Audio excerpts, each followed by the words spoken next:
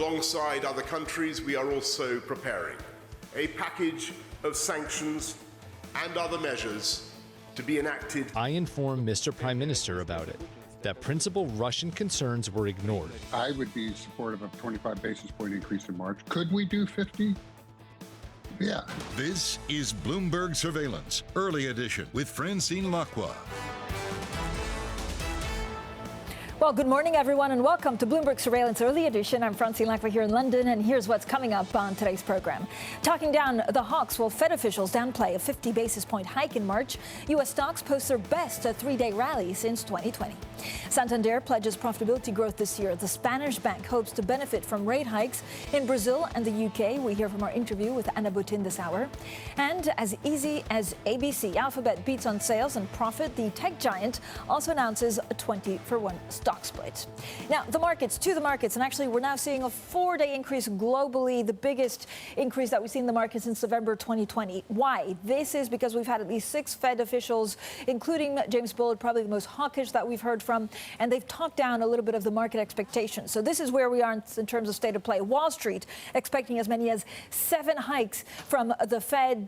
Wall Street also expecting a 50 basis points hike in March. And actually, a lot of Fed speakers saying, look, we're going to be much more cautious when it comes to monetary policy. And that is giving a bit of a support to stocks that are also benefiting from stocks and earnings that are actually beating expectations in the U.S.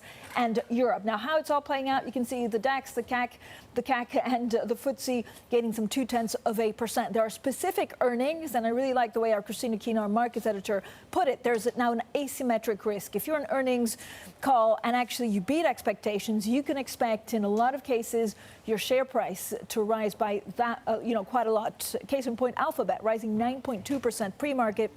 After earnings beat estimates. I think we have that stock for you.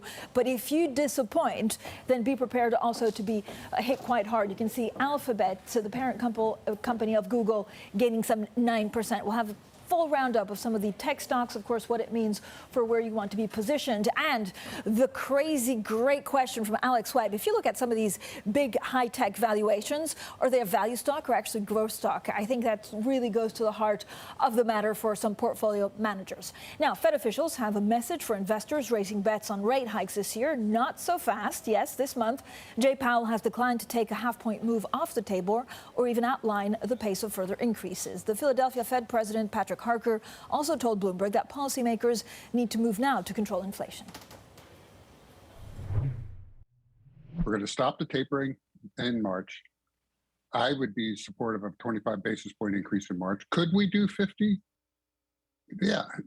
Should we? Well, I'm a little less convinced of that right now, but we'll see how the data turn out in the next couple of weeks. Well, with us to unpack today's key market drivers, our market editor, Christina Kino, and let's also welcome Nicolas Mai, portfolio manager for sovereign credit at PIMCO. So thank you both for joining us. A million questions on what we heard, Christine, from the Fed. It was interesting that a lot of Fed speakers are actually tempering some of the expectations that we see on Wall Street, but Jay Powell didn't actually really take them off the table. Are they hoping that they'll be seen as more dovish than the markets are pricing in? Well, Francine, I think the hope from the Fed is certainly at least a little bit more measured in their hawkish stance overall. I think that's really what the communication effort that we've seen this week from various Fed officials, still reinforcing that hawkish message for sure from Jay Powell, especially from last week, but certainly reining in some of those expectations from Wall Street that have potentially gotten a little bit out of hand. We're talking 7 rate hikes this year, as you mentioned earlier. Perhaps that's a little bit much, and that's kind of what we're hearing as an indication from these officials. Yeah, Nicola, the problem is that March, in market terms, is a really long time away. So what are you expecting, for March, and how many hikes this year? Right, I think March, a 25 basis point hike is almost certain. I think 50 basis points, while not completely impossible to rule out, is very unlikely. I think, the Fed hasn't done 50 basis points in over 20 years, and I think the impact of markets would be uncertain. And for this year as a whole, we expect around 4 hikes, so once a quarter.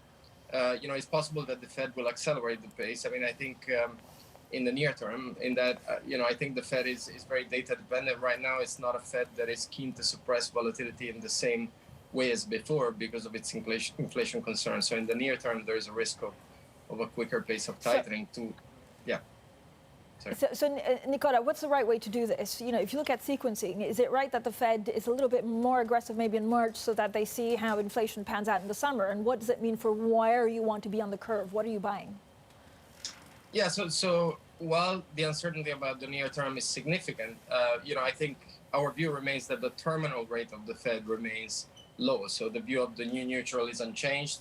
What we've been saying is that the terminal rate of the Fed will end at the level or below the level of the last cycle. So the last time they stopped at 2.3% or so, we think that's probably the maximum peak that we're going to see. So in terms of duration, treasuries, we want to be somewhat underweight right now, given strong growth and the beginning of the rate cycle.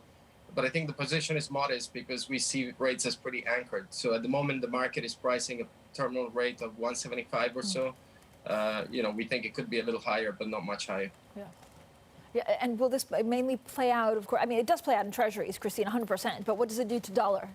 Well, Francine, I think that's a great question because we have seen that relationship between yields and the dollar really shift from what you would have expected in this sort of rate hiking cycle. And we really saw that kind of breaking down at the start of the year, perhaps because there's a little bit of risk aversion thrown in there as well that kind of complicates things for the dollar side of things. And so, yeah, I think it really is a function of the question of what this does in terms of the attraction of U.S. assets, because that's really when you can kind of get a gauge for how attractive the dollar would be and how attractive treasuries would be. I think this week we're seeing a situation where treasury yields are actually pulling back from some of those multi-month, multi-year highs that we saw last week, and the dollar going down with them. Yeah. So as for this week alone, anyway, the relationship seems to be back in order, and both are heading lower. Nicola, why are we not talking more about the fact that actually through the last quarter of 2021, the major central banks around the world kept on telling us, look, inflation is transitory, inflation is transitory. The market did not believe them, and the market was right. Well, I think the market is, I think it's to be seen in the sense that transitory by now is a bit of an outdated word in that inflation has been higher and more persistent than expected. But in our mind, inflation is likely to peak in the near term. I think it's already peaked in the Eurozone. We'll see the report at 10 a.m. We think it's going to peak in Q1 in the US and in Q2 in the UK. And I think the market ultimately also buys into that, because if you look at long-term inflation break-evens, they're actually very anchored. And I think the expectation by both the market and central banks remains that inflation is going to come down, albeit from a higher level than expected before. All right, we have some great charts coming up. We look at the BOE and we also look at German two-year yields. Our markets editor there, Christine Aquino and Nicola Mai from PIMCO, both stay with us. Now, we'll have plenty more, of course, on corporate news as well. Alphabet rising some 9.2% pre-market. This is after announcing earnings that beat expectations, and also the news on the stock split, 10% in pre-market. It'll be really interesting to see whether that also gives a lift to the broader tech market. PayPal in U.S. market, and this is exactly what our markets editor was saying. There's an asymmetric risk in the markets, especially when it comes to earnings. You disappoint, you get punished for it. You do better than expected, and really the share price can fly off the shelf. PayPal down 16%, also pre-market. Coming up, the ECB and Bank of England are getting set for policy announcements tomorrow. We'll preview the meetings next. This is Bloomberg.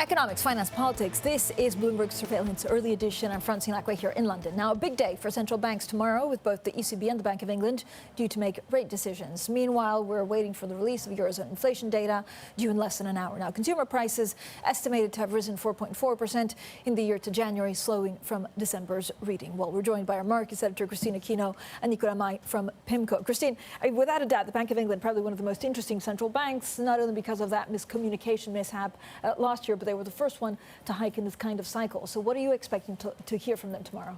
Well, Francine, I'd be very keen to see how they're going to manage this simultaneous rate hiking cycle and their balance sheet roll-off. Remember that the Bank of England has alluded to certain thresholds when it comes to its interest rate that would pave the way for them to start that process of rolling off their balance sheet. For instance, when they get to 0.5%, which is expected tomorrow, that's when they start kind of stopping the reinvestment of the assets on their balance sheet. And then when they get to 1%, which is expected in June, that's when they'll actually start to sell their gilt holdings. And so this is a very interesting experiment in playing with the levers of monetary policy tightening that central banks have. It certainly could be a good lesson for the Fed, because I'm sure they're going to be watching how they manage this and see if they can learn some lessons from that. Yeah, certainly sequencing is a word that we pay a lot more. I feel like it's the word, it's the transitory of 2022. It's all about sequencing.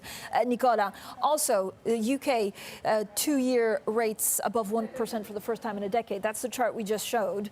Do you buy anything in gilts right now, Nicola? Well, at the moment, I think gilts have priced in, a decent amount of tightening by the Bank of England. I think the terminal rate priced in the market is above 1.5%.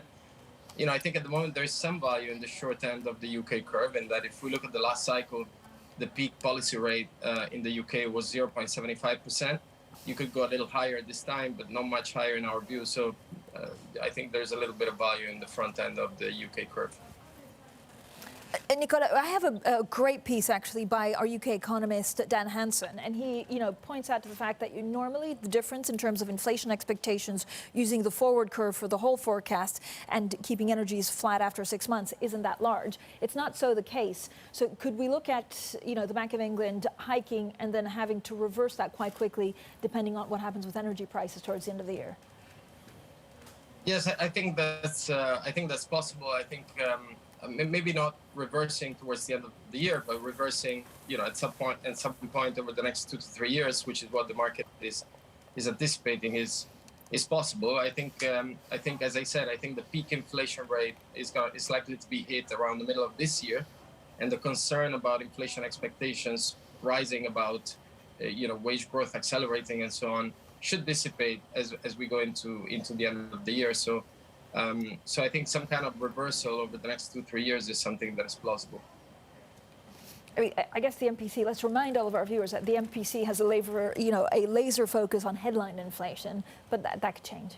Absolutely, Francine. Yeah, and I think that is what makes their job tricky at the moment, is this very nature of inflation, whether it's transitory or not, is very much a real thing for consumers on the ground. But they as a central bank don't want to be conducting monetary policy in the short term. They want to be thinking about the long term as well. And so, as Nicola was pointing out, there's definitely expectations in the markets for that rate hiking cycle to peak around in 18 months from now, and then for the BOE to start considering pairing some of those rate hikes that they are expected to deliver in that time. I feel like we don't talk about the ECB enough because it's the more stable cousin of all the central banks. Nicola, what are you expecting from Christine Lagarde? So I think the ECB is in a different position from the Fed and the Bank of England for a few reasons. I mean, inflation is above target here as well, but let's remember that Europe has a history of inflation undershoots relative to the target. It has a less of a tight labor market. Wage growth, negotiated wage growth in the Eurozone is below 1.5%. And we've generally had less fiscal stimulus in the Eurozone, which means that the cycle is less advanced. So I think the ECB is obviously going to be vigilant on inflation going forward, but I think it's going to be more patient. And in that context, I think 25 basis points or so of rate hikes priced by. Yeah.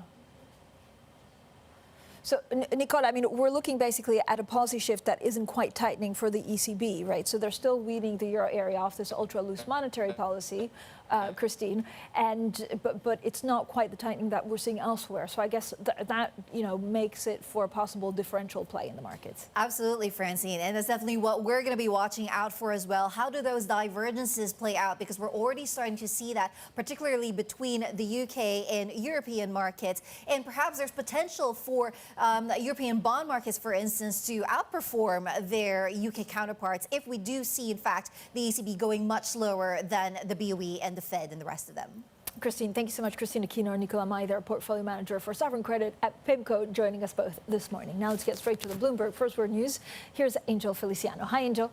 Hi, Francine. Russian President Vladimir Putin has lambasted the U.S. and its allies for deceiving Moscow over the expansion of NATO, but suggested further talks may still yield a resolution to its concerns. As tensions continue in the region, Putin met with Hungarian leader Viktor Orban, while UK Prime Minister Boris Johnson promised aid on a visit to Ukraine. Goldman Sachs says recent oil price increases could mean OPEC Plus delivers bigger supply increases than expected when it meets later today. The group is expected to ratify another 400,000 barrel a day increase for March. Output lately gained last month amid chronic struggles among members and renewed unrest in Libya. The UK government has published a long-awaited plan to reduce economic inequality, shifting some decision-making powers away from London and seeking to boost pay and productivity in poorer regions. Leveling up the country was a key catchphrase in the Conservative Party's election-winning campaign of 2019, as Boris Johnson's administration seeks to move the agenda on from Partygate scandal. Global news 24 hours a day, on air and on Bloomberg Quick Take, powered by more than 2,700 journalists and analysts in more than 120 countries. This is Bloomberg. Francine. Angel, thank you so much. Coming up, we turn to tech earnings as Alphabet beats on sales and profits. PayPal, though, plummeting as it posts a slower than expected finish to the year. We'll have a full roundup of what it means going forward. This is Bloomberg.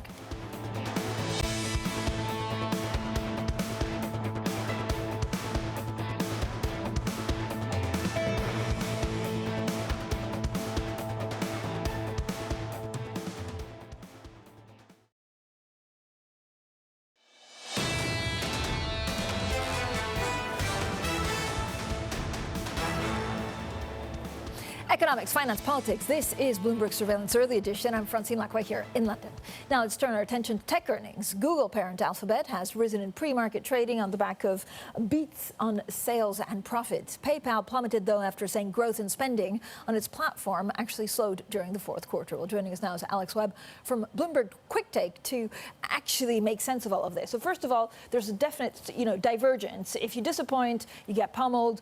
If you maybe do better than expected, then investors are piling on. Yeah, a lot of these tech stocks have really benefited over the course of the lockdowns from a flight to what is seen as quality, but also growth. They were still delivering growth. Low interest rates meant that was a good place to find some, leave your cash for the moment. That's starting to change a little bit. With the case of Google, they're trading at a premium to the market, but not as great a premium as, say, Apple or Microsoft, so they have more headroom. Facebook is actually more or less in line with the rest of the market, so it'll be interesting to see what happens with them later this week. But a company like PayPal, where growth is massively slowing, that they are being punished as a consequence. Stock split. Talk to me about that for Alphabet. How does it compare to others? So Apple did a 4-to-1 stock split recently. Google is doing a 20-to-1 stock split. That'll mean that a $2,700 a share stock will go to something like, depending where the share price develops, $13, $14. So it does make it more accessible, particularly for retail investors, if they can get over the fact that Alphabet is the name of the company, that you're looking for Google, but they might not be exactly the result that you want. I mean, this is what everyone, actually also in the newsroom, does every morning, the post-earnings. PayPal, now that didn't do so great. The share price pre-market is actually getting pummeled. But is this because companies use them less to actually pay for their goods? There's a couple of different things going on here. Google obviously had good results because advertisers are trying to get them to spend money on their brands, but some of that spending is going back to brick and mortar retail. So if you're PayPal, not as much, or the pace of spending growth is not as great online. Their key customer has historically been eBay. They used to be part of eBay. eBay has been slowly shifting away from PayPal, gradually shifting away from PayPal, and all those things are starting to have a toll. So today we have Meta, formerly known as Facebook. I mean, is that also going to confuse investors? Yes, it's a slightly different story from Google or Alphabet because although they are both ad tech stocks, Facebook, people suspect, are going to be more heavily impacted by Apple. Apple has cracked down on data sharing on its smartphones, on iOS. Facebook may be more impacted by that. That does also mean potentially, though, that expectations are not necessarily that great. So, a beat, even slightly to the upside, will be rewarded, presumably. I mean, you had the killer question for our analysts, which was, what are some of these tech stocks? Are they value or growth stocks? Is that going to be underpinning everything that these companies try to sell themselves as? I mean, they have been selling themselves fundamentally as growth stocks, right? But the value that you can get from them, Apple's sitting on about 100 billion of net cash when you've got a 3 trillion or 2.6 trillion market cap, doesn't necessarily move the needle all that much. So they need to be selling, or they have been selling themselves as a growth stock, or perceived as a growth stock at the very least. That means that if there's any wobble in the growth, they are punished. Now, there is still value to be found, a lot of people are saying, and 3-4% return, which maybe you can get if you've got 100 billion cash and market cap of 3 trillion, maybe not so bad as sort of interest rates elsewhere increase. Alex, thank you so much. Alex Webb there from Bloomberg. Quick take looking at technology stocks. Now, coming up, Chile's finance minister, Rodrigo Cerda, joins us to discuss the country, its economy, and the incoming government, led by the recently elected Gabriel Boric. Well, that conversation is up next. We also talk markets. Markets changing some of their views, of course, on what we heard from the Fed. The Fed, we had 6 speakers this week, a lot of them trying to talk down some of the things that we heard, the messaging that we heard from Jay Powell. If you look at the futures on the NASDAQ, jumping 1%. And it's clear that, of course, we had a lot of companies reporting better than expected forecast earnings, dip buying returning to technology shares. This is Bloomberg.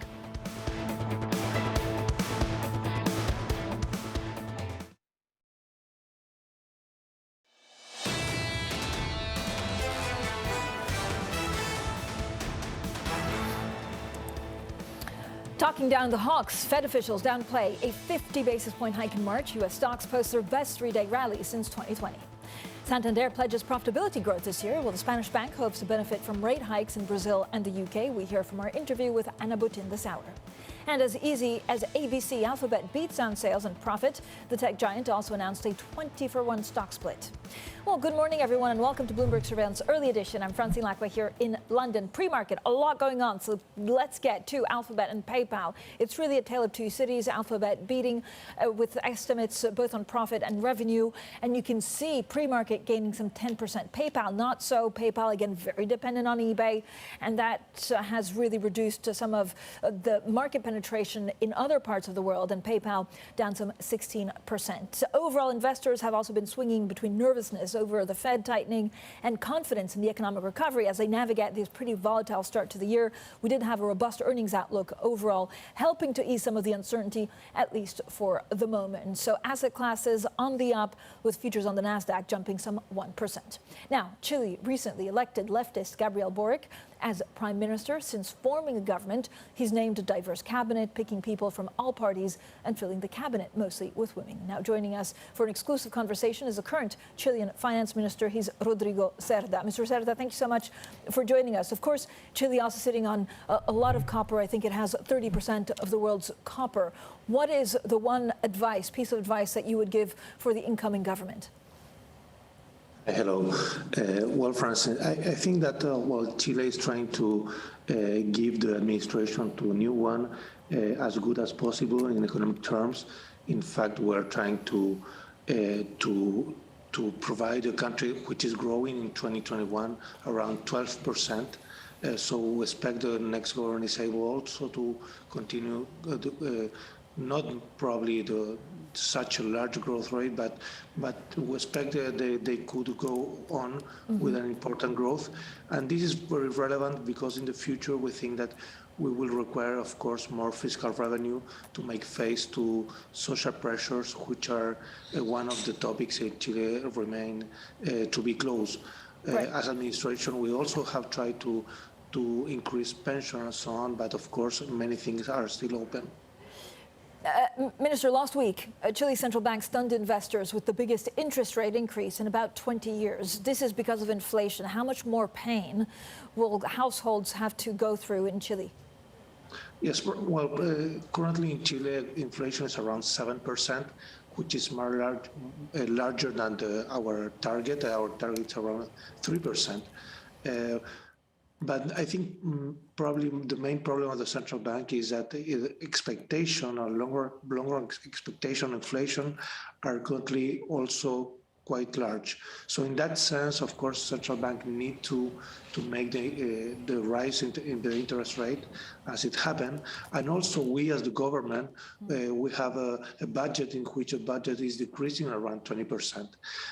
We're trying in that sense to accommodate aggregate demand such that inflation is not a problem in the future. But of course, we need to make a decision in that sense. But so, Minister, how long will we have to wait for inflation to start slowing again? Well, we expect that for the second semester of this year, we are going to see a much lower inflation. I mean, this is expectation. So in that sense, is that we need to now to take actions. And in that sense, the central bank is increasing interest rate, and also the government is decreasing the budget that was that has a very large expansion last year. But during 2022, well, we need to make the adjustment on the budget. Chile is also drafting a new constitution. It will be put to a national referendum later this year. And we understand that there's a charter looking at, for example, opening the door to nationalize the country's natural resources. What do you think that means for international investors? Well, of course, that's a signal we need to take account in our discussion of the new constitution. I think the new constitution is just starting on the discussion. We expect to have a constitution which we have a focus on growth, and to do that, of course, international investment is quite relevant. So in that sense, I think we need to wait and see what is the new constitution. Still, we're in the first discussions. I know a lot of the focus, of course, is on Chile's central bank. We're expecting, or at least there's speculation about a possible replacement for Mario Marcel to come soon. What's the holdup? Yes, I mean, we need to make two replacements. On one hand, we need to replace the president of central bank, and secondly, we need to replace the one of the member of the board of the central bank. Well, we just knew about the Mario Marcel decision last week, so now we are looking to the decision of which is a new member, and then we are going to decide also on the president of the central bank. I think on the next days, probably we're going to see the decision of the government, which is the current government that is going to make those decisions very shortly. But, Mr. Cerda, why has it taken so long, actually, to come for a replacement? No, because, well, we need to, I mean, we have a very good institution in which currently we have a president which is an alternate president which is taking the post. And for the moment, the government, well, is looking to the member of the board and is trying to decide which is the best at this moment. And, well, I think this is a very important decision for the next 4 years. And probably we need to take the appropriate time to make the best decision of all. So probably as I told you, probably in the next few days or week, we're going to make the decision. Minister, I wanted to get your thoughts, and this is something that we try and debate quite often on Bloomberg TV. At the moment, the price of oil, and actually oil, underpins everything that we're seeing in the economy. As we transition into a greener economy, copper could do that role. And of course, Chile is key for copper mining. How do you see the price of copper, but also the use of copper evolving in the next 5 years and decades? Yes, well, the use of copper, as you said, is quite relevant in the future for us for us as Chile in terms of our production. As you said, well, Chile is one of the largest producer of copper in the world, and in that sense, well, we are seeing that probably some of our use to copper is going to be made in the future. So in that sense, probably we're going to try to expand our production. In fact, Codelco, which is the larger firm, is trying to make an investment in that sense. And probably the copper price is going to remain not as high as we have seen, but is as a very fair price in the future. This is a good news for our economy, but this is also good news for the world in the sense that Chile is going to continue producing copper and providing for the new users that is going to be required. Minister, as always, a pleasure to speak to you. Thank you so much for joining us. Rodrigo Cerda there, Finance Minister of Chile, joining us for an exclusive conversation. Coming up, a new study found that just 28% of women feel confident investing their money. We'll discuss the barriers that stop women from investing and how we can build a more inclusive investment industry. This is Bloomberg.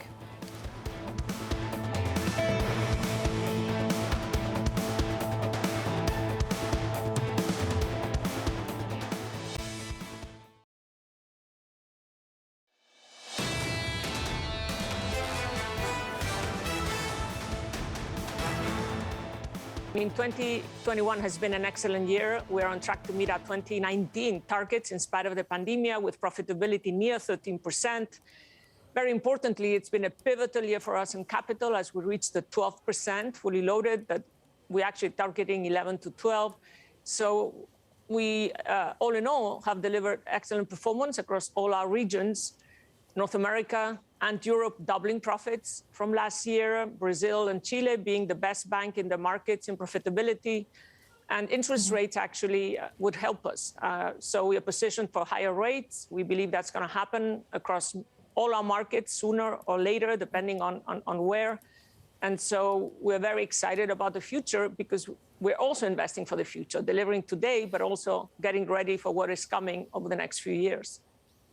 Anna Botín, today, what's your message actually on capital to investors? I know in the past you've said that there has been a lot of pressure from investors, but that the risks are just not the same for Santander because you're a retail bank compared to some of the large investment banks.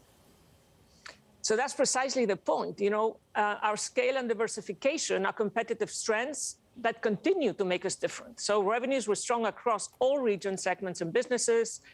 We had a standout performance in the US with 24% return on tangible equity. A few years ago, it was other regions that were doing better. And that's the reason why 12% fully loaded for us is not just enough for us to continue growing. It's enough to increase returns to shareholders. And it's enough to have a very strong, rock solid balance sheet. And that is really important. So we announced this year, and that's a first for Santander, buyback of our shares. If you consider buybacks and dividend, we're around 6% yield, and we believe investing in our own shares, again, it's a first for us. It's an excellent investment of our capital. Anna Botín, talk to me a little bit about some of these inflationary pressures that we saw, especially in Spain, and also GDP growth was not as strong as expected in Spain. Is there a worry that Europe goes into stagflation, and what does it mean for your cost pressures and also having to increase people's wages? So in terms of cost pressure, I think that's where we are undisputably one of the leaders. Our cost income at 46, targeting 45%. But very importantly, the way we're doing our changes in our business model is going to allow us to be much more efficient, but also to allow us to grow, right? So inflation is net, if it's not too much, it's actually a good thing. I mean, having negative rates is not ideal, not just for us, but for the economy in general. So progressively, as we're doing, going to a bit higher rates is actually good as long as we don't do it too fast, of course. We're positioned for higher rates. And the key here, there's a few things, right? The supply chain knots need to be resolved. Consumer spending that has been channeled into goods should be now going to services. This is great for Spain, by the way, because 13% of our economy is in tourism. The key here, of course, at the end for me is wage pressure and to some extent, of course, energy prices also. So if we can manage those items, I know there's quite a few there, I think inflation, ECB is still targeting 2% for 23, which means that the pressure in at least in Europe, is going to be less than in the US or the Americas. But so are you looking at increasing wages? In some markets, for sure, but we're more, we've committed to another billion for 21, 22 of cost cutting, of reduced cost, again, by changing the business model. But at the end, what matters, Francine, is that we're increasing revenues more than cost, what you call operating leverage. It's a positive operating leverage. That's the key to any business. growing revenues at 7 and cost at 3 is okay. The opposite, of course, would not be good. And that is exactly what we've done this year in 21, and we aim to do again in 22. Grow revenues, grow customers. We grew 5 million customers to 153 million total. And growing revenues, being very careful about cost. In Europe, we will reduce cost again by changing the business model and building platforms together.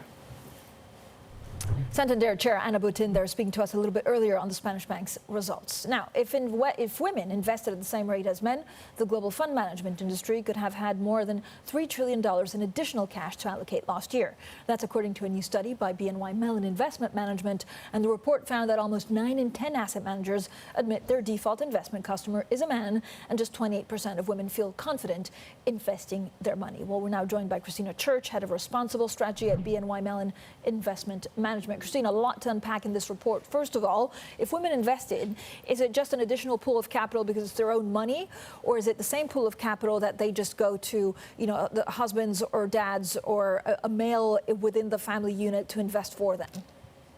Yes, what we found with the report was that there is this gap and that women aren't investing at the same rate as men. And that, as you said, that there's over $3 trillion of capital that could be available were women to invest at the same rate as men. And our report was a global study. We think it was the first of its kind to really look across a broad breadth of asset managers.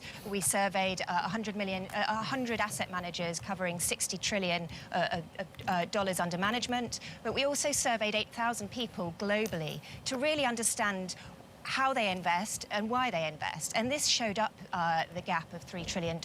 Right. But what was also really Christina, interesting was, Yeah, it might be different in some Asian cultures compared to European cultures. Do you see a societal difference in where women invest more?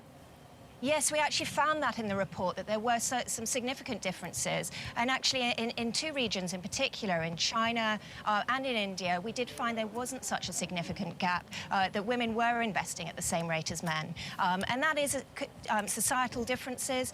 But of course, it doesn't necessarily mean as many women are investing as men, and that can still drive change. And we do think there's things that we can learn from the regions where women are investing. And maybe that's where there's better education for young women to really understand the importance of investing, or societal differences between who invests in the family unit. And yet it was very striking to see the differences globally.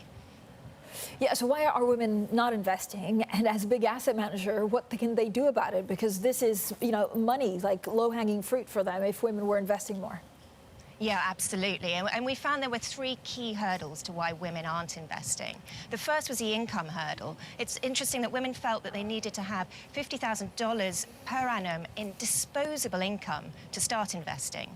But there was also this confidence hurdle. And that, for us as asset managers, we believe we can engage better with women to teach them about investment, and also as an industry to use better language to inspire women to invest. So we've got the income hurdle and we've got the confidence hurdle. But there was also a risk hurdle, the idea that investments associated with higher risk.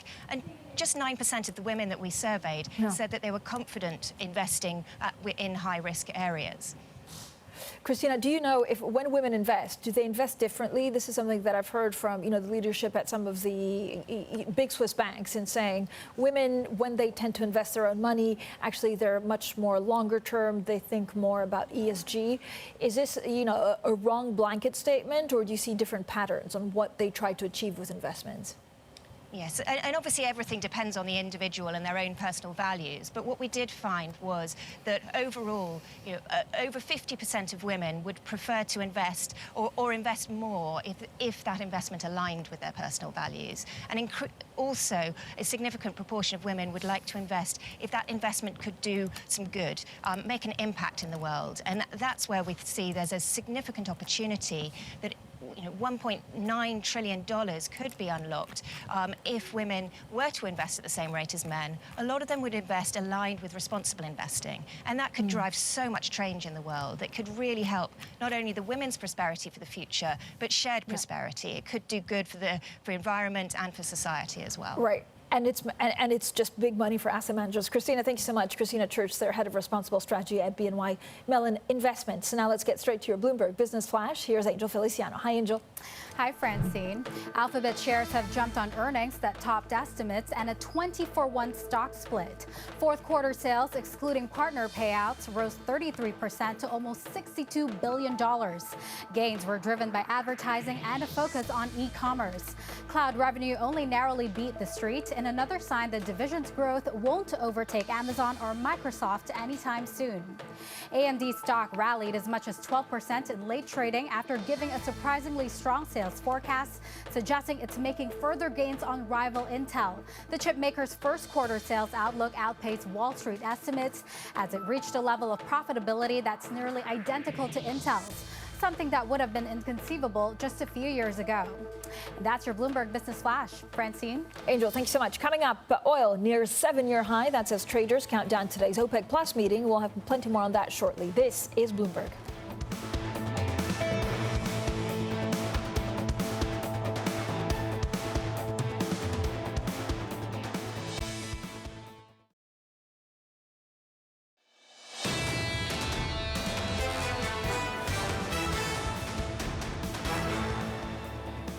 Economics, finance, politics. This is Bloomberg Surveillance Early Edition. I'm Francine Lacqua here in London. Now, oil steadies near a 7-year high ahead of today's OPEC Plus meeting. It's expected producer nations will ratify a modest output hike. But the big question, of course, is whether the alliance can actually deliver on the target. Well, joining us now is our executive editor for energy and commodities. He's Will Kennedy. Well, first of all, I mean, this is something, if you've been covering OPEC for a quite long time, we used to talk about compliance. Now is that they can't put enough barrels out there, although they said they would. So what's the problem? That's exactly right, Francine. There's no problem with cheating at the moment. The problem is with meeting their commitments. And, last month, according to OPEC figures, they overcomplied by 122%. So clearly they're struggling to perform. I think outside core countries in the Gulf, Saudi Arabia and UAE, to some extent Iraq, many countries are struggling from the rebound from the COVID crisis, where oil demand crashed 25%, prices went negative, and OPEC was forced to introduce very, very stringent output declines. It takes time to bring capacity back. It requires a lot of spending. It requires a lot of drilling. Many people's fields are getting quite old. So it's showing that the industry and many OPEC members is not as sprightly as they would wish. So, Will, what are you actually expecting today? And if they were to put more, barrels of oil on the market, it's just up to the Gulf states who are the only ones that could manage. I mean, up to a point. I mean, we are seeing some degree of catch-up. Nigeria managed to increase 100,000 barrels a day in January, which was a big increase for them. Russia is falling short slightly, perhaps by about 50,000 barrels a day from its target, but it is increasing production. So there is more barrels coming from places outside the Gulf, but it is slightly heavy going. What do we expect from today's meeting? We expect them to stick to their plan, which is to introduce another 400,000 barrels a day, at least, on a target basis. We probably won't get all of that, but we'll get a good proportion of that. This is clearly a market that needs that oil. We see prices close to $80 a barrel. We see the spread between short-term and longer-term contracts at very elevated levels, a signal that oil is needed now. Well, thank you so much. Will Kennedy there, who oversees all of our oil coverage, and of course, we'll be keeping a very close eye on OPEC Plus. In the meantime, we're getting inflation data out of the Eurozone in a couple of minutes, a good indication of what we could see for the ECB tomorrow. It's all about sequencing, so less than rate hikes, it's how we see a quantitative tightening and how that plays out in the markets. Bloomberg Surveillance Early Edition continues in the next hour. Matt Miller and Kay Lyons in New York, or Anna Edwards here in London. This is Bloomberg.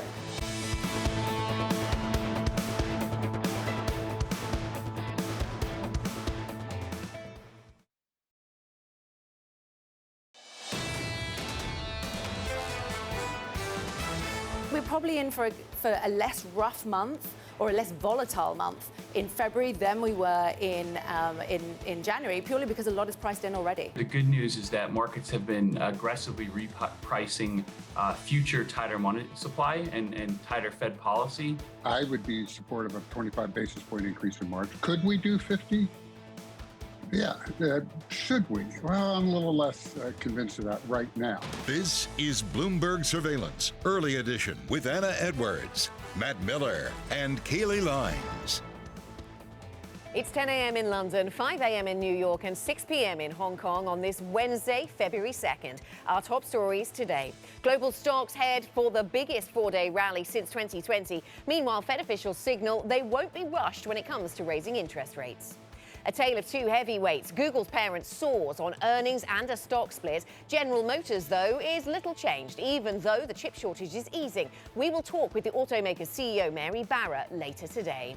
And happy days are here again on Wall Street. It's been more than a decade since investment bankers have seen bonuses like the ones being handed out now. Welcome to Bloomberg Surveillance Early Edition. I'm Anna Edwards in London with Matt Miller and Kaylee Lines in New York. And Kaylee, we're still talking about the Fed. We will no doubt do that daily until we get to the March meeting and beyond. But at least we have the tech earnings season to throw into the mix again now.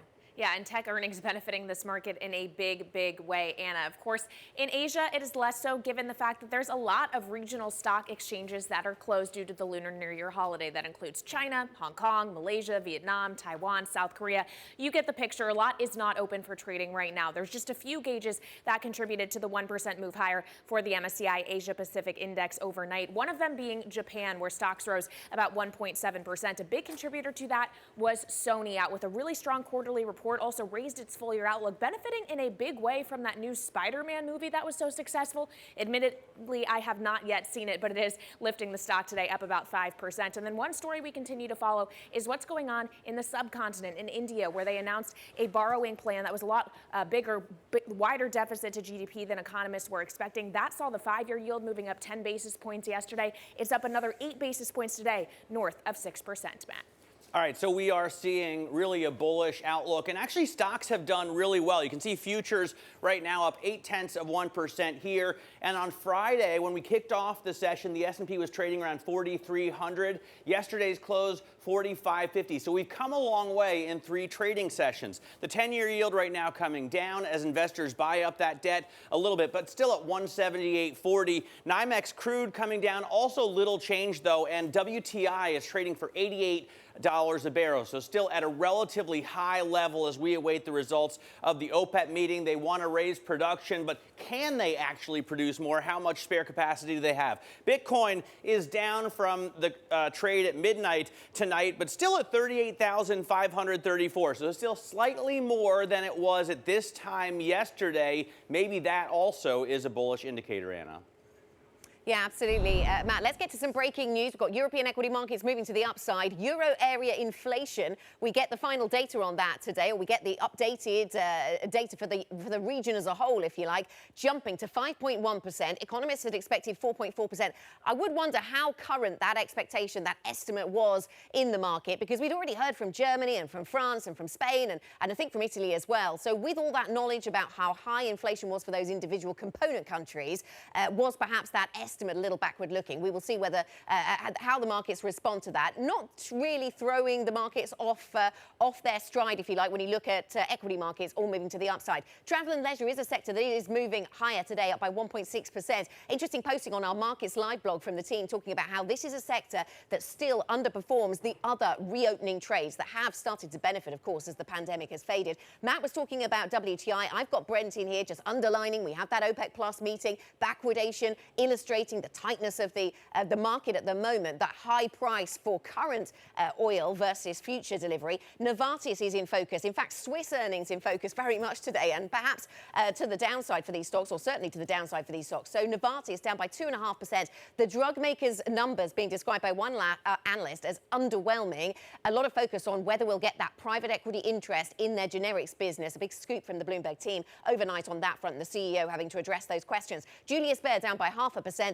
The banking business in Switzerland, the buyback, it seems, disappointing a few investors, or some investors in the market, Kaylee, given buybacks from banks such a big theme. Yeah, and that was a big theme with UBS yesterday, which fared a lot better in the European session. Now let's take a look at what is ahead today, and the European Union will finally unveil how it will label investments in some gas and nuclear projects as sustainable, a big focus on climate there. Then not so much sustainable energy, fossil fuels. OPEC Plus will meet to discuss its oil production strategy later on today. We'll also get some U.S. data, including MBA mortgage applications and ADP employment change, setting us up for that payrolls report come Friday. And finally, tech earnings will continue after the bell. Meta is next to report around 4 p.m. New York time, Anna. Okay, certainly a focus on that. More on Meta in just a moment. Let's start with Google's parent, though, Alphabet, posting fourth quarter sales and profit that beat estimates. The results showing the resilience of its advertising business as the pandemic persists. Lots to talk about then when it comes to the Google parent. The stock splits, very key here as well. Laura Wright has all the details. Laura, good morning. What were the key takeaways then from Alphabet, and were there any surprises? Yeah, there was a surprise, a stock split 20-for-1. That's why we're seeing a surge in pre-market trading, up double digits price action of Alphabet. The CEO, Ruth Porat, outlining a 20-for-1 stock split. They want to make Alphabet more accessible. They think that could potentially open up new avenues for the company.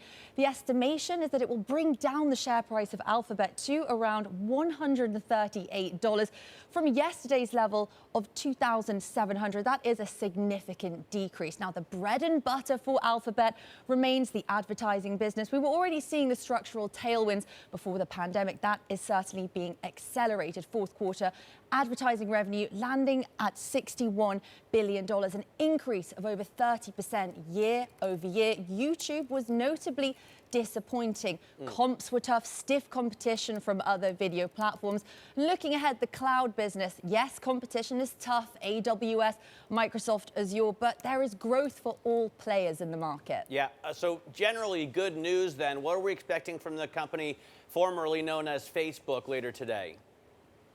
Well, investors have some uncertainties about what announcements we might see surrounding the metaverse. One thing that is sure, Matt, is that Meta trades inexpensively, 20 times forward earnings. Compare that to where Amazon is at, almost double on a forward earnings level. I spoke with one owner of the stock earlier today, Freddie Late, CIO at Latitude Investment Management, and he might be circumspect and a little uncertain about the metaverse, but he compares Meta platforms to Tesla, saying the way Tesla forged ahead with EVs, the market has followed. And if we think about the metaverse in the same way, what we've seen from Microsoft, their acquisition of Activision Blizzard, if Meta Platforms is going to lead the way in the metaverse, then yes, others may follow. Well, then that's the question. Will Meta, just because its name is Meta Platforms, doesn't mean they'll necessarily beat Google, Microsoft, Amazon to the punch. So will definitely be interesting to watch. Laura Wright, thank you very much for that. Let's get to cars. General Motors is seeing signs of the semiconductor shortage easing, but the automaker cautions profit for 2022 may be little change. Let's get more with Bloomberg's Global Autos editor, Craig Trudell. And actually, Craig, they're not seeing it ease too much until the second half of 2022, are they? Yeah, I think that's the key. I do think that this is going to be a year of trade-offs for the whole industry, right? Where if we do get this hoped-for easing of semiconductor supplies, you're going to see some trade-offs in terms of pricing. We've seen the industry in this very production-constrained environment really be able to take advantage of pricing to a massive degree. And you're going to see, that change potentially to some extent when we do have dealer lots that are not as sparse as we've seen for the last few months. So, what we sort of gain in volume will potentially give up to some degree in pricing. Okay, Craig, so obviously automakers are grappling with the chip shortage. They are also trying to figure out how they can most quickly and effectively make the transition toward electric vehicles. We heard Ford yesterday, Bloomberg reporting, is going to spend another $20 billion towards that effort. Is this just a race to see who can spend the most the fastest to compete with Tesla? I think we heard it from Mary Barra last night as well, and it absolutely is the case. And I think, what we're seeing is a challenge on the part of these automakers of just how much they're going to have to spend to take, their manufacturing network globally and convert them from making combustion engine models to electric vehicles. These are companies that have significantly more experience than Tesla from a manufacturing perspective. But even with all this built-up knowledge and the resources that they have, it does take a significant amount of time to make those transitions. And for these companies to catch up and compete with Tesla, they really have a sort of tall order in the sense that Tesla is now making more models, more vehicles a year in California than any auto company made in one of their factories in the U.S. last year.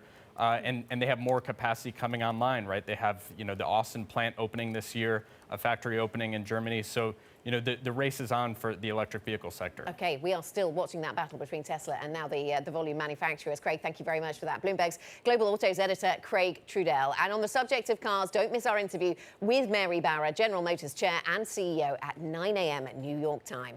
Now, after a flurry of diplomatic talks yesterday, Russian President Vladimir Putin has suggested further talks could help diffuse tensions over Ukraine. Meanwhile, Bloomberg's learned that the Biden administration is willing to discuss letting Moscow verify there aren't missiles at NATO bases in Romania and Poland that could hit Russia. Anne-Marie Hordern, Bloomberg Washington correspondent, joins us with this fascinating story. Where do we stand then, following all of these diplomatic talks, these words from President Putin about what difference talks could make, and this offer from the Biden administration, Anne-Marie? Well, there's going to be more diplomacy, and it does seem like the Biden administration at this moment potentially dangling that carrot of giving a way for Russia to verify whether or not there are these missiles at sensitive NATO bases, which actually President Vladimir Putin discussed yesterday.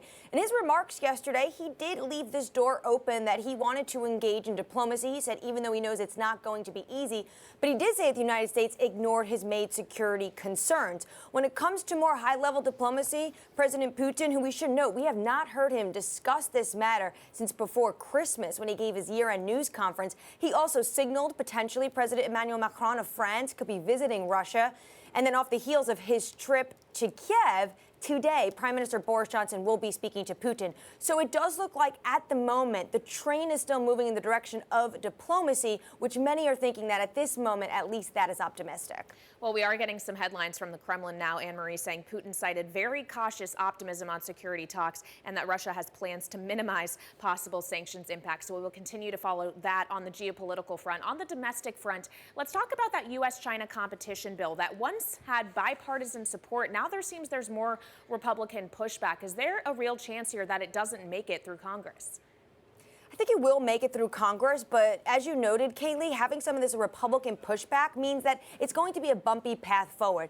A version of this bill has already passed in the Senate, but now you have House members, Republican members, saying that it doesn't talk tough enough on China, especially it doesn't curb some intellectual property theft. They don't think it does enough in terms of China's record on human rights, as well as they have a little bit of issues with some of the provisions on climate.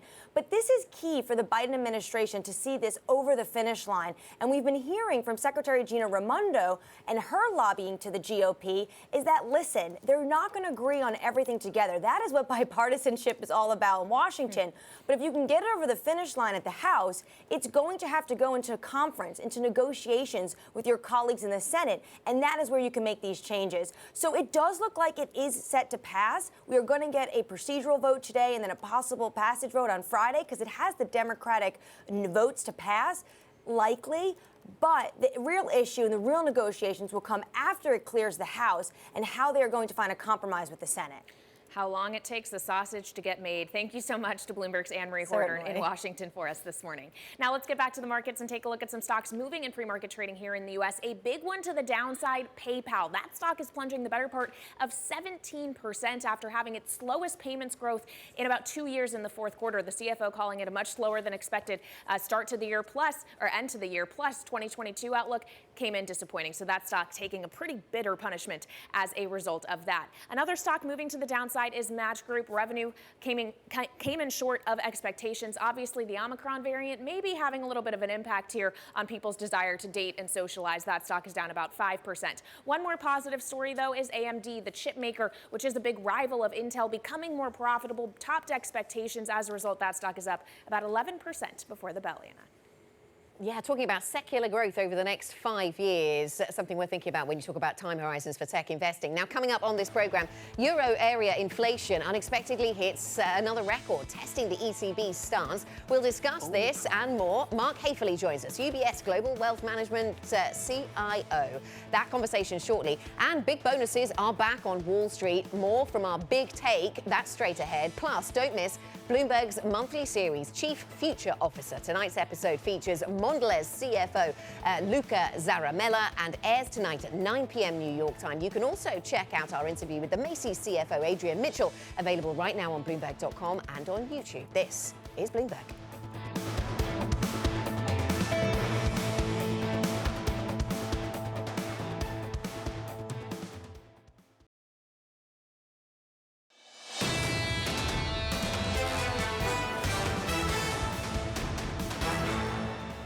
This is Bloomberg Surveillance Early Edition. I'm Anna Edwards in London with Matt Miller and Kaylee Lines in New York. And just as we thought we could turn our attention away from central banking and towards the earnings season, we realised that we still need to focus on inflation. We have a chart here showing Eurozone inflation, Euro area inflation unexpectedly accelerating to 5.1% in January. We just got this update at the top of the hour. Let's get to Christine Aquino, who helps lead Bloomberg's markets coverage and joins us here on set. Christine, good to speak to you. So we had been expecting this number to moderate a little. I do wonder, though, if some of those expectations were a little stale, given that we'd already heard from Germany with the blowout inflation figures there, and from France, and from Spain. What did you make of this this pretty hot print? Yeah, Anna, it's a whopper. And in terms of kind of the discrepancy with estimates, it's potentially possible that, yeah, they are quite stale. And I guess it also generally speaks to just how much inflation is really taking hold in Europe, and that's exceeding all of these expectations that had already had to be upgraded from the very low levels still at the end of last year. And so, yeah, it really just kind of drives home the fact that whether or not it's transitory, it's beside the point. The levels are what they are, and the ECB will have to respond to them potentially as soon as tomorrow. Yeah, I mean, the Daybreak newsletter told me this morning that the CPI number would come in above 5%, and they were correct. So I recommend everyone check it out, DAYB Go. In terms of central bank reaction, you know, a week ago, John Ferro was asking his guests on Real Yield if the ECB would raise rates, and all of them, without exception, said no. Is that opinion changing now? Well, certainly when it comes to market pricing, Matt, the answer is yes, for sure. Because this week alone, we saw that pricing expectation for the ECB really ramping up. Markets are now pricing for a 25 basis point worth of rate hikes from the ECB by the end of this year. Of course, we know that they've been moving in 10 basis point increments, but the total number of tightening that markets are expecting from them is now up to 25 basis points. So that would take the deposit rate from a minus 0.5 level right now to double that, minus 0.25%. It's still negative, but it's definitely a material change. And if it does come to fruition, it will mark quite a bit of a change from the ECB, given that they've insisted that they're not going to deliver any rate hikes this year. Christine, is this now a market that has made peace with the fact that maybe central banks will tighten more than expected and is back to focusing on the fundamentals in the earnings season, or no? Well, Kaylee, I think they're still in the process of repricing those central bank expectations, but of course, having to keep an eye on the earnings season as well. And I think it really is all about kind of the interplay of these macro factors that both companies on a more ground level are dealing with. We're talking about inflation issues, right? When it comes to how that's affecting their margins. And of course, that's also a conversation for central bankers. How are they going to be guiding policy, and how they're going to be approaching this tightening process when they're contending with inflation that is exceeding even their own more bullish expectations. Christine, thank you very much. Bloomberg's Christine Aquino. All the excitement building then ahead of central bank meetings here in Europe this week. For more market analysis, check out MLIV Go. That is the function on your terminal to track the Markets Live blog. This is Bloomberg.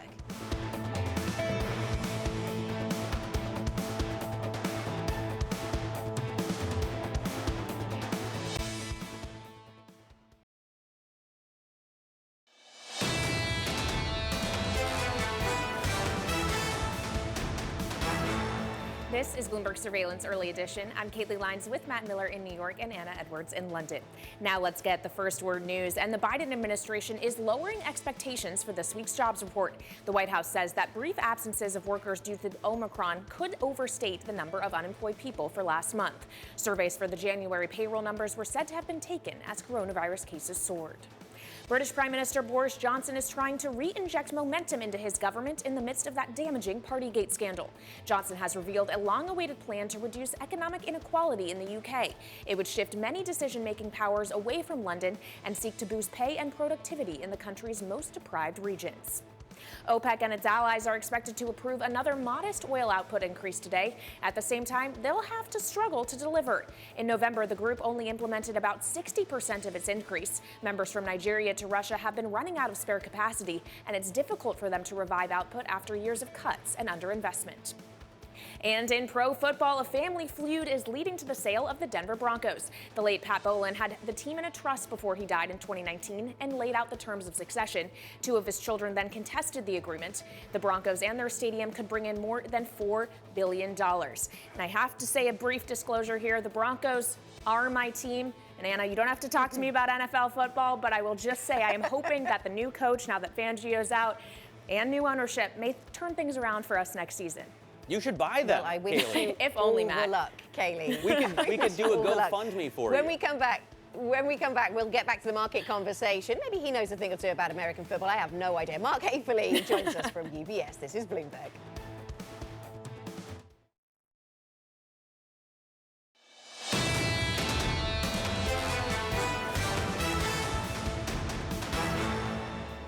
This is Bloomberg Surveillance Early Edition. I'm Anna Edwards in London with Matt Miller and Kaylee Lines in New York. Here is what you need to know.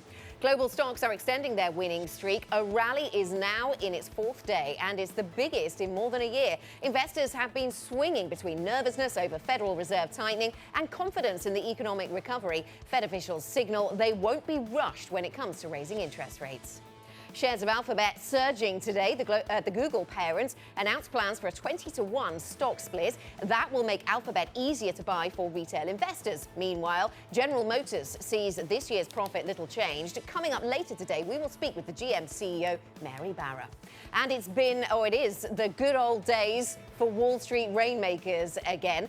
Bonuses at the big Wall Street investment banks haven't been this big for more than a decade. Top bankers will with eight-figure payouts as their employers vow not to be outbid for talent. More on that war for talent coming up straight ahead. That is a look at what you need to know this morning. It's a mixed bag, Matt, when it comes to stocks and Fed expectations and Wall Street payouts and earnings stories. Lots to discuss this morning. What's in focus for you? Well, we're on a run, actually, Anna. If you look at the S&P on Friday at the close, we were down 7% year to date, and now we're down 4.5% year to date. So it's been a good couple of sessions, and we're looking at futures rallying strong again, 0.8% right now. So it looks like risk on today. On the other hand, investors are buying bonds and pushing down the yield. Only a bit, but it's down nonetheless to 1.7840. By the way, I think a bit and a lot, I guess that's a little bit ambiguous. General Motors came out with profit of 135, and I heard a lot of reporters saying that was only a little bit more than the 120 that was anticipated. Feels like a lot more than me. Also, General Motors could earn $15 billion in profit this year. That's still a lot more than $13.4 billion last year. So I think we need to decide how we grade these things. NYMEX crude is up now, 88.42 a barrel, and that's for WTI. So it's a relatively high number, and Bitcoin trading at 38,562. Kaylee, what do you see in the pre-market movers? Well, I'm going to recruit someone to make you a rubric, Matt, of how we grade these things. But you mentioned GM. It is moving higher in pre-market trading, though to a lesser extent than some others. It's only up about 0.9% at this point. Much bigger moves for the likes of Alphabet. Really a blowout quarter, beating across the board on advertising, on YouTube, on cloud. Plus, we have that 20-for-1 stock split. As a result, that stock is up nearly 11% in pre-market trading. Also higher by a little more than 11% is AMD. Also a strong forecast, greater profitability, showing it's really getting more competitive with Intel. Plunging to the downside, though, PayPal. Slower payments volume to end the year last year, plus the full year outlook for this year coming up short. So as a result, that stock is down about 17%. Just brutal declines before the bell, Anna. Yeah, quite a focus on technology. Some technology names enter the upside there, Kaylee, and that is translating into a stronger session here in Europe. Some tech names doing well, but also travel and leisure doing well. It's not just the tech sector moving a little higher this morning. Interesting to see that inflation print coming out higher than had been expected, higher than the estimates on the Bloomberg terminal earlier on today for the Eurozone. We have an ECB meeting, of course, tomorrow. Interesting to see how that changes the narrative, even if it doesn't change the very near-time policy settings. 113.05 is where we trade on the euro. That got a boost. The euro did get a bit of a boost on the back of that inflation print. Novartis down by 2.8% for the Swiss drug maker.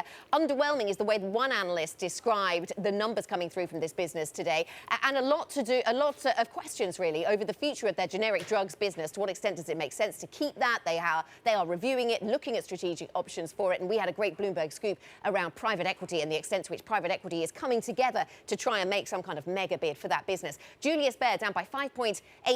They had a record profit figure for the last year, but it was the share buyback that seemed to disappoint some in the market, it would seem, in the context of some of the other buybacks we talked about recently. Kaylee.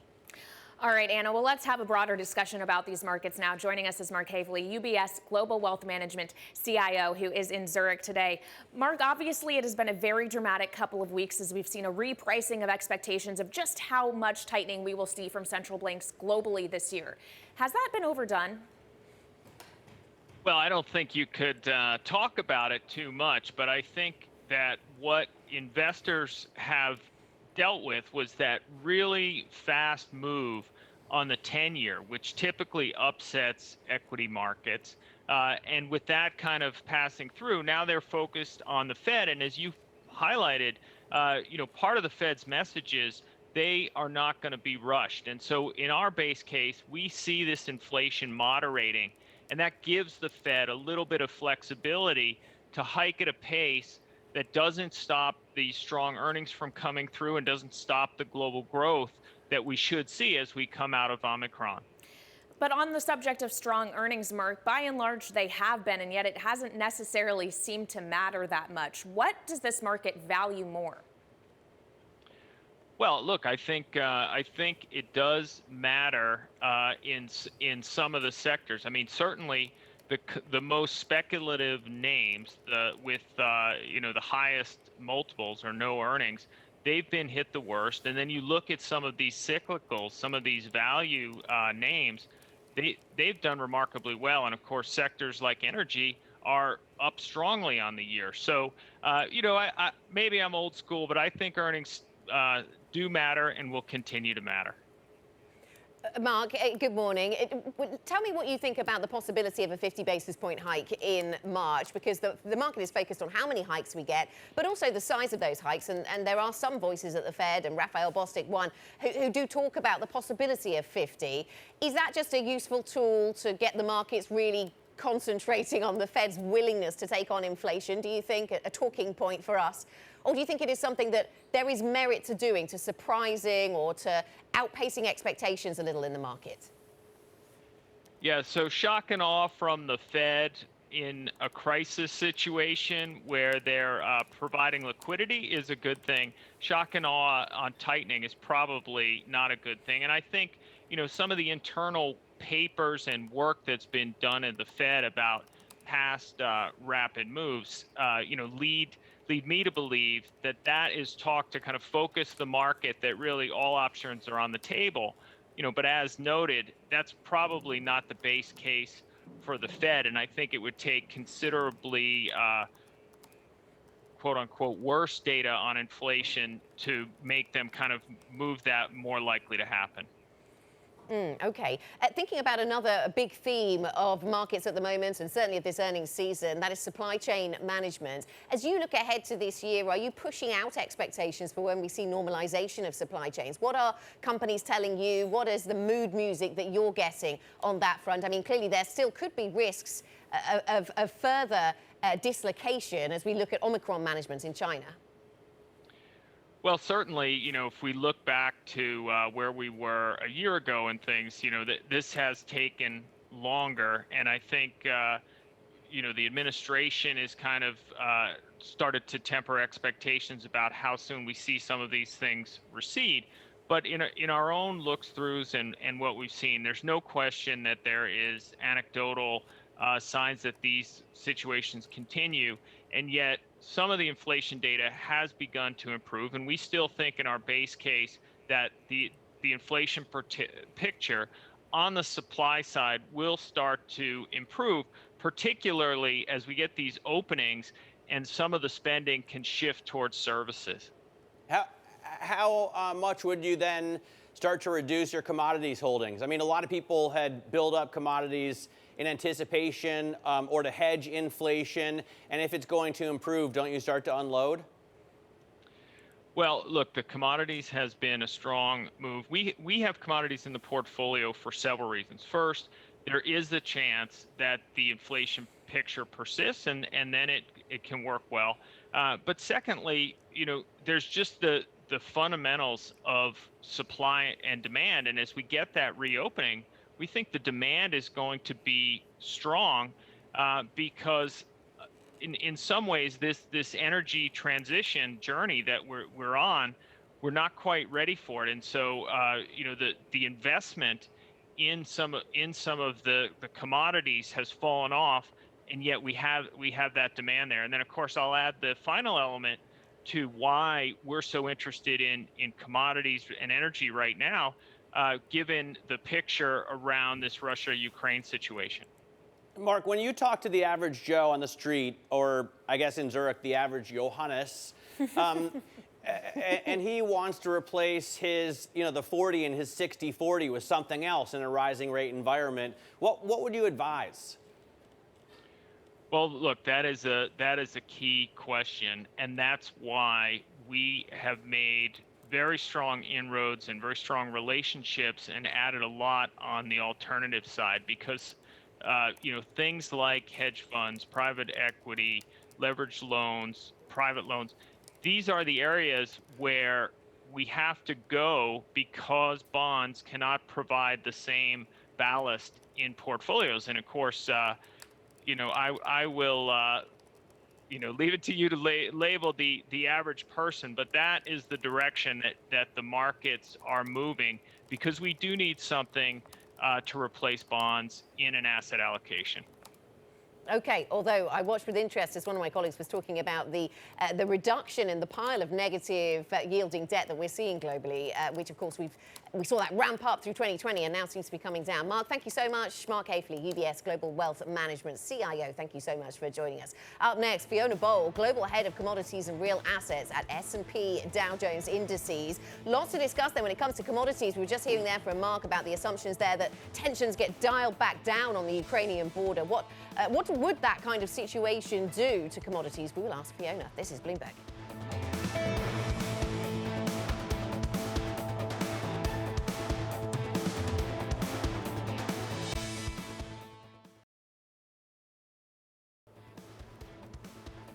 This is Bloomberg Surveillance Early Edition. You're looking live at the principal room.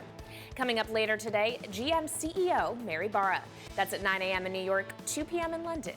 This is Bloomberg.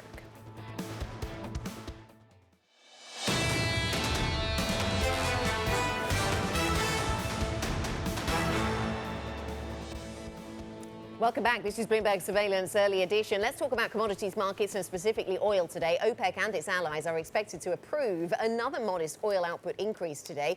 The big question is whether the alliance can actually deliver on those targets. Joining us now is Fiona Boll, Global Head of Commodities and Real Assets at S&P Dow Jones Indices. Fiona, nice to speak to you. So somebody described these OPEC Plus targets as aspirational, symbolic earlier on to me. Would you suggest so? I mean, what do they tell us, these numbers exactly, if there isn't the ability to actually meet those targets?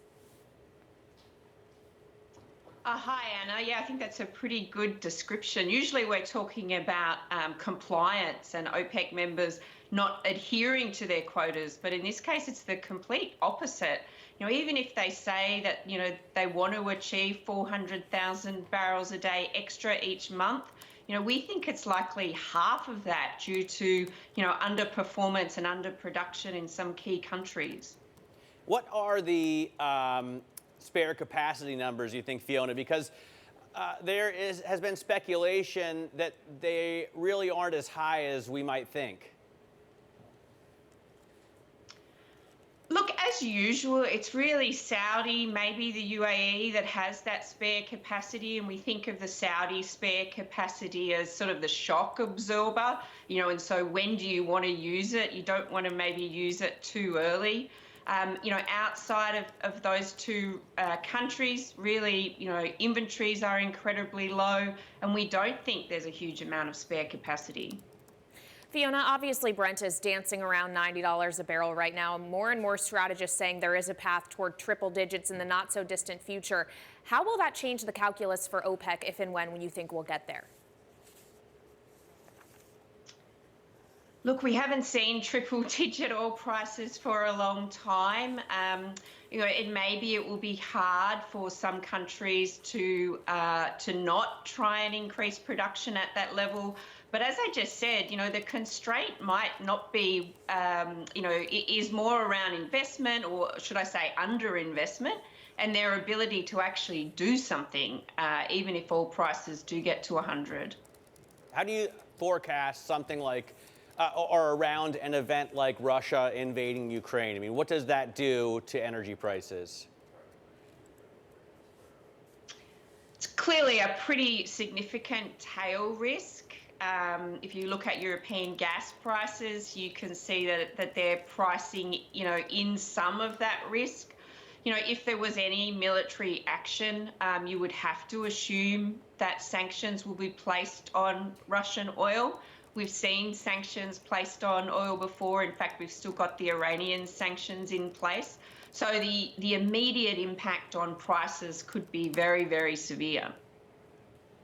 Okay, we'll follow that then. Of course, influential for the commodity space. Fiona, thank you very much. Fiona Boll, Global Head of Commodities and Real Assets at S&P Dow Jones Indices. Coming up on the program, Wall Street's biggest bonuses in a generation. More from our Big Take story. That's next. NI Big Take is the function to use if you want to read it ahead of our conversation on the Bloomberg. This is Bloomberg.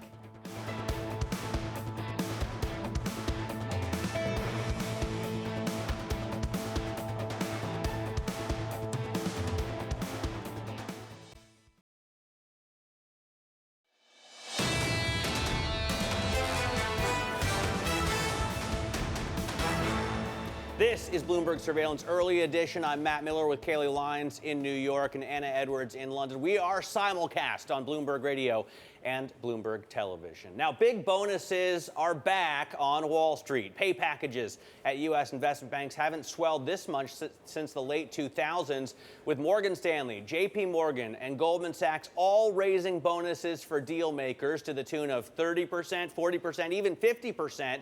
Sri Natarajan is with us right now, Bloomberg's banking senior reporter, joining us for more on his Big Take exclusive. Great story, amazing reporting in this. The anecdotes are just sick.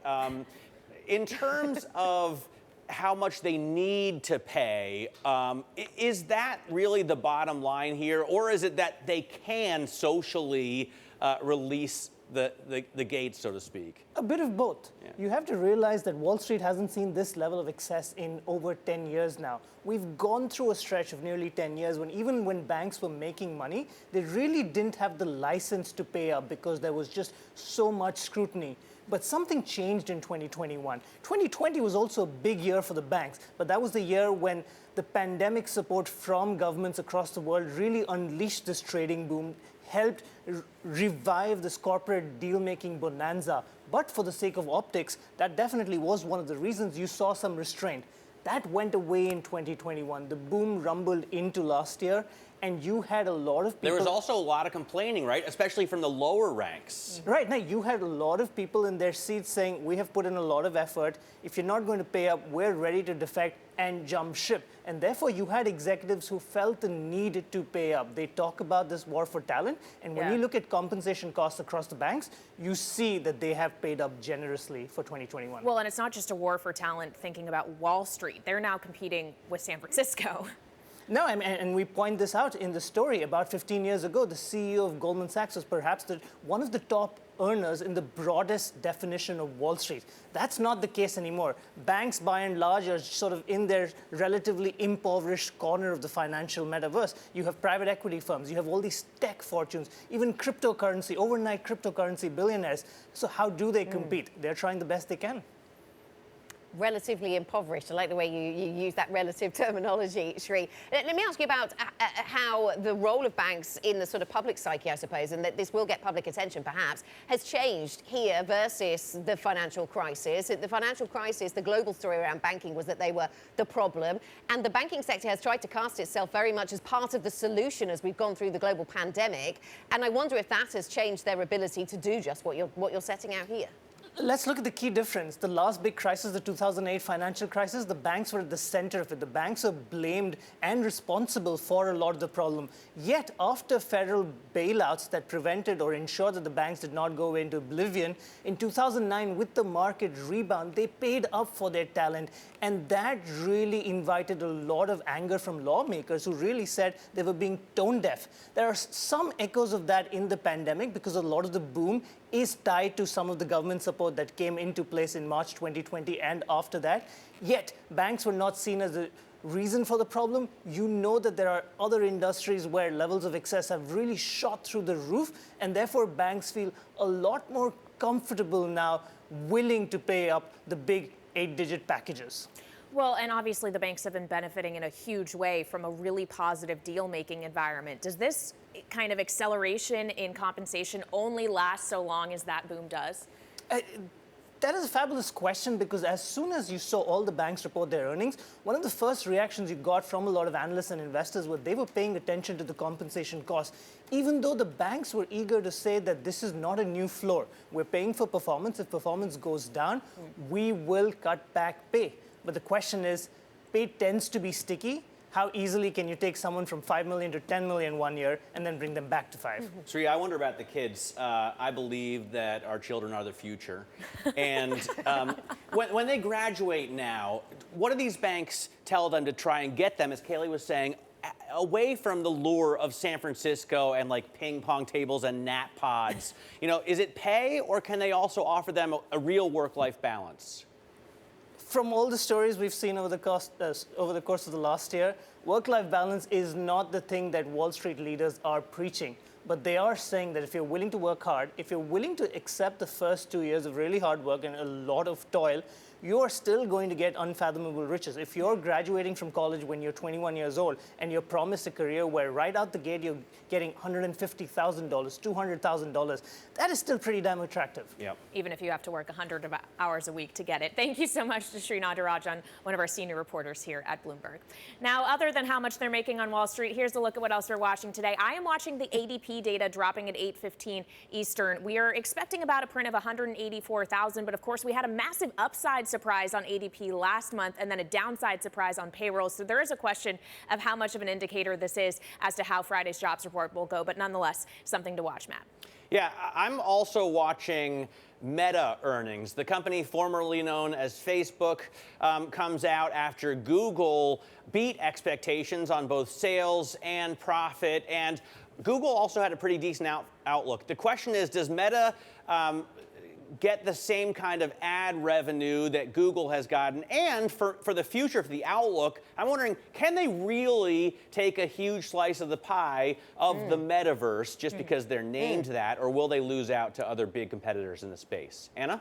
Yeah, and I wonder what the ad sales numbers that we got through yesterday from Big Tech, what they tell us about what Meta will say. I'm focused on the EU and its green policy. Sounds a bit dry, but could have real implications for asset allocation. How will the EU decide to label investments of gas and nuclear? This is something that has divided member states, and we're set to get some form of resolution today. We will talk to a European Commissioner, Mairead McGuinness, on this later. This is Bloomberg.